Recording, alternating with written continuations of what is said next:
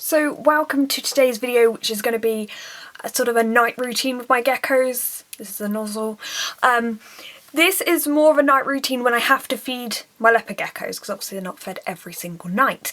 Now the first thing we do, as it's about 7 o'clock, so the jungle dawn would have gone off about an hour ago, but for the purpose of filming I've just put it on quickly to show you guys what I do, and I just spray down their tanks. I do this for both crested geckos.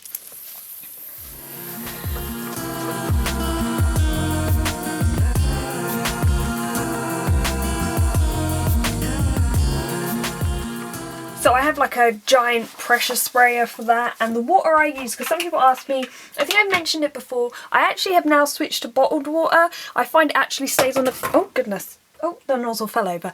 I find it stays on the wall a lot longer, though it does actually cause a lot of marks because I think it's the calcium that's in it. It's quite high in calcium and magnesium, which is actually great because they would naturally get that from many sources in the wild, so being in the water, that's pretty natural for them. So that is what I'm using right now. The only problem is it does sometimes mark the plants. Anyone got any like tips on what to do there? Let me know.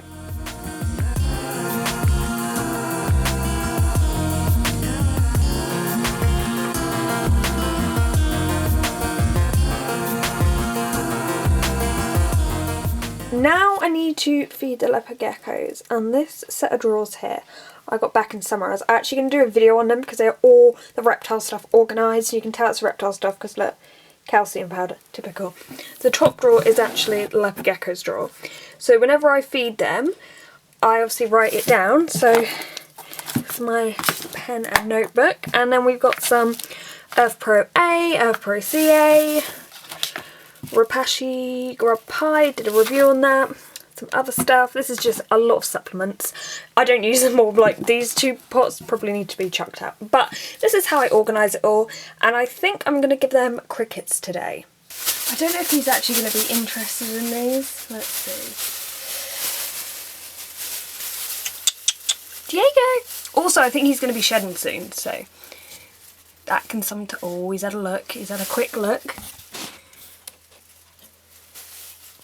Because he's not overly interested, you may remember I always say I give like 5 to 8 crickets to my geckos, 8 being like the perfect amount but 5 being sort of the minimum that's alright. Because he's not showing too much interest, I am going to just keep it to 5 just to lessen the stress, and so it's more that, you know, he can handle this, and so we don't waste any, but he's not overly keen. He's more into worms at the moment. You may notice her heat mat like has hardly any eco earth over it. I literally just let my geckos get on with however they want to move the dirt around, and she just likes to remove it. Once again, I'm only going to probably put in about 5 in here because she hasn't shown much interest and she has just shed. So let's just put a few in. You will not believe what I've just found in the bag. This poor waxworm. Look how dry my hands are. They're not dry, they're just covered in powder. This poor waxworm has been stuck in that bag, I don't even know how long, like probably over a week. I'm not going to feed it to the geckos just because it's a survivor and it deserves to like hopefully turn into a moth.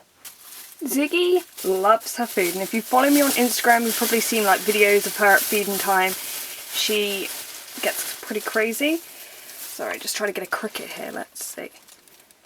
Look at her little face! Oh. She's like, oh, I thought it was a waxworm. Oh no, it has legs. Don't just snip it. Okay, she's just too cute right now. Just eat it. Come on. Okay. Now for the crested geckos. Seriously, these drawers used to be neat and now they're really messy. I need to do like a proper video on all of this stuff because there's a lot going on in here. But they both eat different diets, annoyingly, so we have 2 different types of Pangea. So let's get them out. So Isla's getting her food first. She doesn't always totally take it. She's not as enthusiastic as Lyra. I don't think she's going to take off. Isla. Look at her little belly. Yeah, I don't know what she's doing. She's just going to sit there. Okay. One thing I've noticed since adding in the heater in her tank is that this will dry out really quickly. If she doesn't eat it within the first few hours, it will dry. So instead of putting it up in that ledge where her I sort of built a feed ledge for her. I pretty much put her food on this mushroom. It will still eventually dry out, but just not as quickly. And she has like this piece of wood here, so it's really easy to access it. I don't know how much she actually ends up eating from it, but she's pretty chunky at the moment, so we don't have to worry too much. And now for Lyra. Now I put the light on because she might actually come out and get her food, but I don't know because sometimes the light puts her off. By the way, I did feed Minnie, but I fed her off camera because a lot of things can put her off, and also I take... Oh, here she goes. Oh. It takes me quite a while to feed Minnie. It takes a lot of effort. One second, there is a cat watching this gecko. Excuse me a minute. Sam, could you please go out? She actually did. So yeah, I have to obviously feed Minnie and it takes a little bit more time, so she did eat. She actually ate the most crickets actually.